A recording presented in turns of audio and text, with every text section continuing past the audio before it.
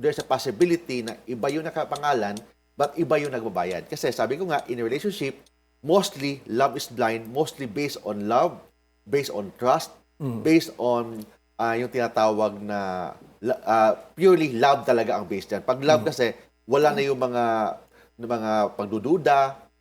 Pag love kasi, todo ka ng bigay, so wala na yung mga resibo, wala na yung mga papel. So it's actually based on actual contribution, lalo na pag same-sex relationship. Ganun yan. Pero since nag-evolve na rin kasi ang ating mundo, no? So mag-i-evolve na rin dapat ang karakter ng mga tao. Dapat meron na talagang resibo.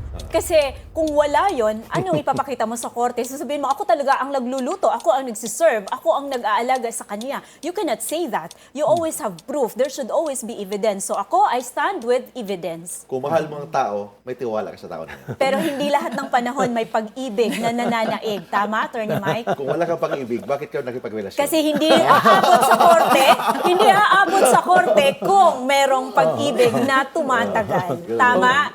Kaya nga sila nag-aaway.